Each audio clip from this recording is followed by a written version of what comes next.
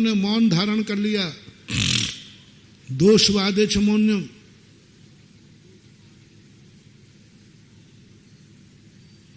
दुष्टों से संवाद नहीं करना। दुष्ट से संवाद करने का अर्थ है दुष्ट की अहमियत बढ़ेगी और तुम्हारी अहमियत गिरेगी। दुष्ट चाहते ये है, जो आतंकवादी दुष्ट होते हैं ना, ये छोटे मोटे लोगों को नहीं छोड़ते, ये इज्जत वाले को छोड़ते हैं, तभी तो उनकी इज्जत बनेगी। बड़े से भिड़ते हैं तभी तो इज्जत बनेगी। देखो कितनी हिम्मत, देखो इसकी, किससे भिड़ रहा है वो। यानी बड़ों से भिड़ करके हार जाने में भी इज्जत है। दुनिया यही कहेगी बड़ी हार गया, लेकिन किससे भिड़ा? अरे गजब, शेर से भिड़ गया। भली शेर ने खा लिया, लेकिन हिम्मत तो देखो। हमेशा यही होता है। इसलिए जो छोटे लोग होते हैं, दुर्नीति वाले होते हैं, ये बहुत बहुत अंदर से शातिर होते। वो जानते हैं मैं किससे भिड़ रहा हूं, लेकिन वो जानते हैं कि मेरी हार होने पर भी इज्जत होगी। दुनिया यही कहेगी देखो क्या हिम्मत वाला है, किससे भिड़ गया। हिम्मत होगी। और जिससे वो भिड़ रहा है वो मौन और हो जाए, फिर तो उसके हौसले बढ़ेंगे घटेंगे। और दुनिया किसके पक्ष में जाएगी? बोलने वाले के। देखो वो इतना बोल रहा है, इतना अपवाद कर रहा है, इतनी निंदा कर रहा है, ये एक शब्द भी नहीं बोल रहे। इसका अर्थ है बोल दो बोल दो बोल दो, जो है तो है ही। इसका अर्थ भैया कुछ ना कुछ तो गलती बोल ही नहीं रहे। और यदि ये और कह दिया भाई उस महान व्यक्ति ने जिसके प्रति निंदा की जा रही थी, बुराई की जा रही थी, भिड़ रहा था, यदि उसने संधि प्रस्ताव रख दिया तो भैया मैं शांति चाहता हूं, समझौता चाहता हूं, तो फिर 100% पक्का वो तो गलती है ही, तभी तो समझौता मांग रहा है, तभी तो क्षमा मांग रहा है। यदि गलती नहीं होती तो क्षमा मांगने का यही होगा। ये सारे संसार की नीति है। लेकिन महान नीति क्या कहती है? महान नीति क्या कहती है? संसार तो यही कहेगा। 700 मुनियों ने मौन ले लिया। मंत्री कहते देखा ये मूर्ख लोग हैं, उनको पता चल गया कि यहाँ के राजा के मंत्री बहुत ज्ञानी हैं, इनके हम जवाब नहीं दे पाएंगे, इसलिए मौन ले लिया। विद्वानों के बीच में मौन ले लेने से मूर्खता छुप जाती है। और 700 मुनियों खूब तीख पे चढ़ाया, खूब मूर्ख हैं, अज्ञानी हैं। लेकिन गुरु महाराज ने कह दिया था बोलना मत। अकंपनाचार्यों ने कह दिया पानी पे मत चढ़ना, चढ़ना मत, विवाद मत करना। मूर्खों से विवाद करने का नाम है अपनी बुद्धता खो देना। वो तुम्हें कायर कहेंगे, तुम्हें मूर्ख कहेंगे, तुम्हें अज्ञानी कहेंगे, लेकिन तुम्हें सब शब्द सुनना है। मूर्ख नहीं हो तो भी मूर्ख सुनना है। मूर्ख नहीं थे वे महाराज, फिर भी क्या सुन रहे हैं? मूर्ख। तो दुनिया ने कहा मूर्ख हैं तभी तो ये सुन रहे हैं। यदि मूर्ख नहीं होते तो अभी तक तो बोल पड़ते। ज्ञानी कभी चुप रहता है क्या? अरे बिल्कुल नहीं रह सकता। लेकिन वो ज्ञानी क्या, जो मूर्खों की, दुष्टों की, अज्ञानियों की बात पर जो सामने वाला उत्तेजित कर रहा है और तुम्हें उत्तेजना हो गई तो तुम ज्ञानी की कोटि में नहीं आओगे, तुम अपना शव बिगाड़ लोगे। ज्ञानी वही है जो अज्ञानी कितना भी तुम्हें गालियां दे, न्याय, मूर्ख नहीं थे फिर भी मूर्ख कह रहे हैं लोग। सबको सुना के मंत्री लोग सबके सामने बोल रहे हैं देखा ये मूर्ख, बन गए साधु, कोई ज्ञान फ्यान है नहीं। चेलों को तो गुस्सा आ रहा, बस चले तो इनको अभी हाल, लेकिन गुरु आज्ञा थी कोई बोलना नहीं। एक साधु बोल गया, रास्ते में था, उसको मालूम नहीं था कि गुरु आज्ञा क्या है। एक ने निपटा दिया। तो राजा ने कहा, हे मंत्रियों, एक के बोलने पर तुम्हारी ये हालत है और पूरे साधु बोल जाएं तो तेरा क्या होगा। अब वो बोलना, सूरसागर महाराज ने समझा कि मेरे बोलने से शांति हो जाएगी, मेरे बोलने से शांति हो जाएगी, मेरे इन दुश्मनों को उत्तर देने से शांति हो जाएगी। ये दुश्मन हार जाएंगे तो कभी मुंह उठाने का बात सूरसागर महाराज का सोच था कि इनको संवाद में हरा देंगे तो फिर इनको कभी हिम्मत नहीं होगी, इनकी किसी जैन साधु से भिड़ने की हिम्मत नहीं होगी, क्योंकि ये मैं हरा दूंगा इनको, ऐसा जवाब दूंगा कि इनके पास कोई जवाब ही नहीं होगा। दे दिया, मौन तोड़ दिया। उसके कारण कितना उपसर्ग आया। यानी यहां मोटिवेशन ये है, अपना मौन इज्जत वाले के सामने खोलना। दुष्ट हो को तुम्हारे बोलने से, तुम्हारे सत्य बोलने से भी वो शांत होने वाला नहीं है, वो तो और उत्तेजित हुआ। 700 मुनियों पर कितना उपसर्ग आया। दुष्ट को हराने से, दुष्ट को जवाब देने से, दुष्ट के सामने सत्य रखने से भी सामने वाला दुष्ट मानने वाला नहीं है, और उपसर्ग करेगा और भड़केगा। यदि वो मौन रह जाते तो बस गालियों तक निपट जाता। यदि सूरसागर महाराज और मौन रह जाते तो अरे मूर्ख है, अज्ञानी है, इतनी कहने से निपट जाता, इतनी कहने से निपट जाता। कुछ नहीं, चले गए थे वो तो। लेकिन नहीं करने से कितना संघ ने संकट सहन किया, ये दुनिया यही जानती है। लेकिन महान व्यक्तियों का बहुत बड़ा, मैं महानता की बात कर रहा हूं। महान व्यक्ति वो है समर्थ हो करके असमर्थ से कंप्रोमाइज, सज्जन होकर दुष्ट से कंप्रोमाइज, समर्थवान असमर्थ से संधि कर रहा है। जिनकी बात मैं कह रहा था, रामचंद्र जी ने कितने बार संधि प्रस्ताव भेजा। मालूम रावण की सभा में क्या होता था? जैसे रामचंद्र जी का संधि प्रस्ताव जाता था ना, तो वहां उल्टा रहता, देखा हार न बाड़ा की नौबत आ गई, मरने की नौबत आ गई, कायर है कायर, भूमि गोचरी, ऐसे ही बोलता था वो। भूमि गोचरी है अपनी हिम्मत। वो ये नहीं समझ रहा है कि एक समर्थवान व्यक्ति की तरफ से शांति प्रस्ताव आया है, इसका अर्थ है ये कोई महान आत्मा है, महान। अंगद को भेजा,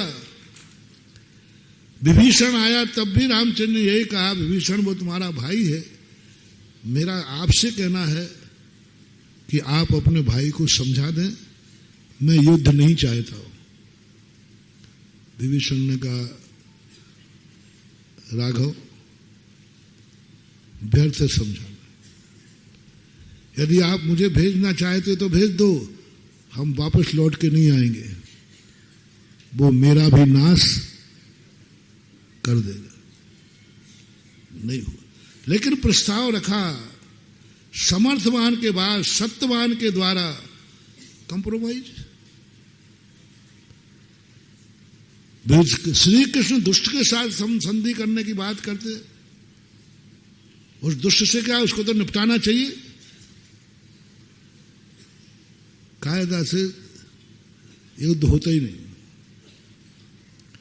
श्री कृष्ण उसी समय निपटा देते पहली गलती पे।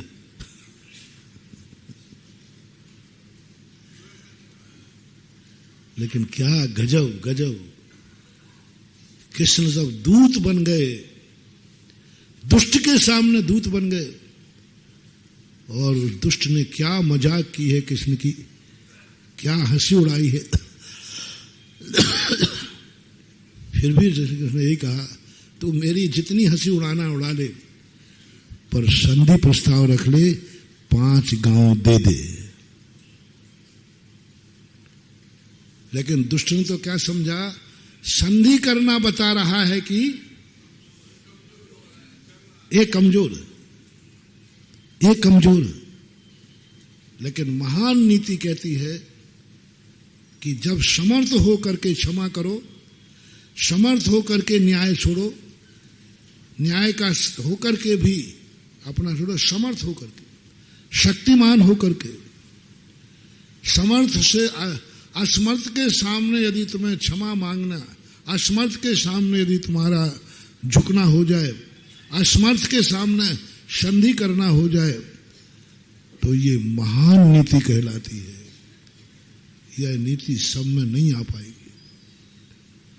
समर्थ होकर के मौन बैठे हो, जवाब दो, जवाब। पूज्य आचार्य महाराज कहते हैं, महान बनना है या समान बनना है, महान बनना है या समान बनना है या निम्न बनना है, तीन चीजें हैं। निम्न बनना है तो निम्न तो बनने का, समान बनना है या महान, समान बनना है तो जवाब दो। तुम्हारे पास सत्य है, तुम जवाब दो। तुम्हारे पास सत्य है, तुम समर्थ हो, और एक जवाब में सामने वाले का धराशायी हो जाएगा, तुम सुध सागर महाराज हो। सुध सागर की आत्मा ने यही कहा, क्यों सुने हम, मैं समर्थ हूं, और समर्थ हूं तो जवाब देके जानता हूं। एक वाक्य में धराशायी हो जाएंगे, इनकी बोलती बंद हो जाएगी, लेकिन तुम समान बन पाओगे। महान बनना है तो जवाब ही नहीं देना। कब कोई समर्थ आदमी मौन हो जाए, असमर्थ नहीं।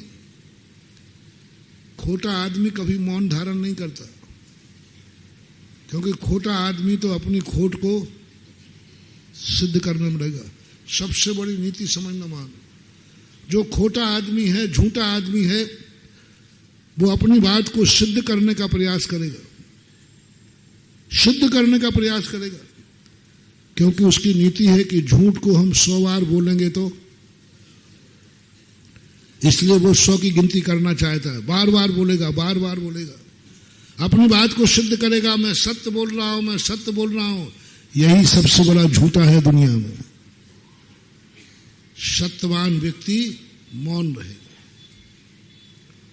सत्यवान व्यक्ति शांत रहेगा, और सत्य की एक दिन विजय होगी, वो इंतजार करेगा। विजय होगी, इसका इंतजार करेगा, होगी 100%। सत्यवान व्यक्ति यदि मौन ले लेता है तो निश्चित समझना विजय होना निश्चित है। असत्यवान व्यक्ति यदि बोल रहा है, निश्चित समझना मोटिवेशन। असत्यवान व्यक्ति यदि बोल रहा है तो डरना नहीं, उसकी हार निश्चित है, क्योंकि यही बोलती उसकी जिंदगी को बर्बाद करेगी। क्योंकि वो बार बार बोलेगा, बार बार बोलेगा, लोग समझ जाएंगे, अरे ये तो इसका काम ही यही है, इसका धंधा ही एक है। बार बार बोल करके वो अपनी इज्जत, जो बार बार बोल करके कर रहा है, समझ लेना वो हार जाएगा। और जो सत्य हो करके मौन धारण कर लिया है, तो सत्य परेशान हो सकता है, सत्य पराजित नहीं हो सकता। इसलिए नीतिकारों ने कहा, तुम महान हो, तुम मौन रहो, तुम महान हो, तुम क्षमा करो, क्योंकि तुम महान हो। मैंने पहले ही कहा था, तुम शक्तिहीन हो तो क्षमा करो नहीं, तुम शक्तिमान हो, महान हो, तुम क्षमा करो, तुम क्षमा भाव लाओ, तुम संधि भाव लाओ, तुम शांति प्रस्ताव लाओ। आज तक जितने शास्त्रों में हुए महान आत्माओं ने संधि प्रस्ताव रखे, दुष्ट ने कभी संधि प्रस्ताव, जितने महान हुए सब ने, चाहे वो महाभारत हो, चाहे रामायण हो, यह महानता का लक्षण है, क्योंकि वो चाहता है। तो अपने जीवन में सबसे बड़ा व्यक्ति झूठा कौन है? जो तुम्हारे विरोध में बोले उसी को निपटा दो। ऐसा व्यक्ति एक दिन सगे बाप को भी निपटा देता है। इसको कोई मतलब नहीं। दुर्योधन की, रावण की एक ही नीति थी, जो मेरे पक्ष में है वो मेरा है, और जो सत्य के पक्ष में भी वो मेरा नहीं है, वह उसका दुश्मन है। आप देखना कई दुष्टों की, दुष्ट की पहचान और बता दूं। दुष्ट कौन है? जो उसके पक्ष पे नहीं बोलने पर, सत्य की बात बोलने पर भी वह उसको अपना दुश्मन मान लेता है, और स्वयं के समर्थन में बोले चाहे असत्य का हो तो भी वह अपना माने। यही दुष्ट की पहचान है, वही दुष्ट की पहचान है। जो बोलेगा उसके विरोध में, विभीषण ने बोलो गलत बात कही थी कि सही? सही कहने पर भी रावण ने क्या कहा? तेरी ये औकात मेरे विरोध में, तेरी ये औकात मेरे विरोध में, लात मार। दुर्योधन ने भी जितने जितने विरोध में गए सबको बुरे शब्दों का प्रयोग किया। जो उसके विरोध में गया उसी को निपटाया। ये दुष्ट की पहचान है, दुर्जन की पहचान है, निकृष्ट परिणाम कहलाता है। जो जो मेरे विरोध में जाएगा, मेरे विरोध का साथ देगा, मैं उसी का बहिष्कार करूंगा, उसी की निंदा करूंगा, उसी को निपटाऊंगा। इन दुष्टों से, ये दुष्ट प्रकृति कहलाती है।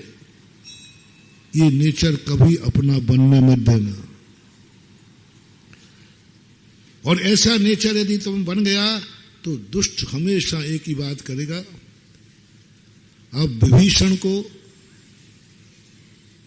यदि वो रावण के विरुद्ध बोलता है तो रावण उसको निपटा देगा।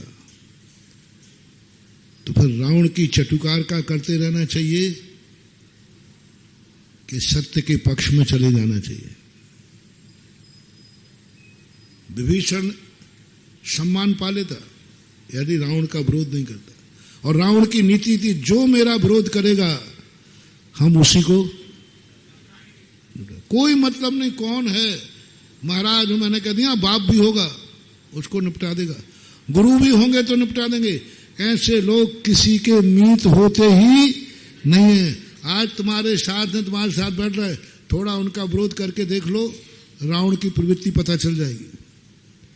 रावण तुम्हें कितना चाह रहा है, रावण तुम्हारे लिए कितना चाहता है, थोड़ा सा विरोध करके देख लो, पता चल जाएगा, वो तुम्हें निपटा देगा। ऐसे लोग दुनिया में हैं जिनकी प्रशंसा करते, कल उनकी बुराई करते, पूछो क्यों? बोले मेरे विरोध में क्यों गया।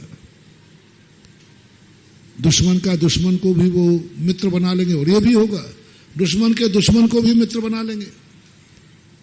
इसलिए महान नीति अपन को अपनाना है कि हम अपने परिणामों के कर्ता, मूल विषय अपना था, हम अपने स्वयं के कर्ता स्वयं हैं, मेरा कर्ता दूसरा नहीं है। उसने गाली दी है, क्रोध, नुकसान गाली से है कि क्रोध से? क्रोध किसने किया? हमने किया। तो स्वयं का विनाश किसने किया? बस अपना मूल सूत्र था, अपना स्वयं का विनाश होगा स्वयं के द्वारा। इसलिए मैं अपना स्वयं का कर्ता स्वयं को मानता हूं, स्वयं का कर्ता स्वयं को मानता हूं। ये बात आप 6 महीने अपनी धारणा बना लीजिए, आपका मन वज्रमय हो जाएगा, आपकी जिंदगी में सब कुछ आएगा लेकिन आपका कुछ नहीं बिगड़ेगा। जितना जितना तुम्हारे जीवन में संकट आएगा उतना उतना तुम कुंदन से, सोने से दमकोगे, उतना ही दमकोगे। बस तुम्हें अपनी उपादान दृष्टि रखना है, मैं अपना कर्ता, मेरा विनाश और मेरा विकास किसके हाथ में है? मेरे हाथ। मेरा विकास, मेरा विनाश मेरे हाथ में है। कोई मेरा विनाश नहीं कर सकता, कोई मेरा विकास नहीं कर सकता, सब मुझे स्वयं करना है। बस ये उपादान दृष्टि लाइए। तो सबसे पहले जो अभी 2 दिन से प्रवचन चल रहा है, तुम्हें कोई भी कार्य करना है पहले स्वयं करना है। कोई भी कार्य करना है, जो करना है स्वयं करना है, दूसरे के अधीन नहीं। धंधा करना है स्वयं करना है, स्वयं के पैसे से करना है, स्वयं की अकल से करना है, स्वयं की बुद्धि से करना है, सब स्वयं करना है, बस किसी से कुछ नहीं करना। अपनी जिंदगी का निर्णय भी स्वयं करो। पहले अपने संबंध में स्वयं सोचो। जैसे कल मैंने कहा था, शराब पीने का मन हुआ है, स्वयं सोचो। गुरु से मत पूछो महाराज शराब पिए कि नहीं पिए, पहले तुम अपनी आत्मा से पूछो, निर्णय करो स्वयं। क्षयोपशम लब्धि, पहले स्वयं का निर्णय करो, बाद में सोचना बाद में किससे करना है। और स्वयं जब तुम निर्णय कर, हर कार्य में स्वयं, मैं अपने कार्य स्वयं करूंगा। मुझे मोक्ष जाना है, कौन जाएगा, कौन ले जाएगा, स्वयं जाऊंगा। मुझे शिखर जी जाना है, कौन ले जाएगा, मैं खुद जाऊंगा। गाड़ी मिल जाएगी तो चला जाऊंगा, बस गई काम से। बैठ जा बेटा गाड़ी में, बॉकर लेकर बॉकर। जब पैदल जा सकता हूं तो गाड़ी से क्यों। तुम साधुओं की शक्ति, तुम बोलते हो महाराज ये साधुओं के पास इतनी शक्ति कहां से आ जाती है। कुछ नहीं महानुभाव, कोई नमोकार मन से नहीं, बस एक सोच से मैं अपना कार्य स्वयं करूंगा, पराधीन नहीं रहूंगा, कहीं भी पराधीन नहीं रहूंगा, किसी भी चीज में पराधीन नहीं रहूंगा। मैं गाड़ी का इंतजार नहीं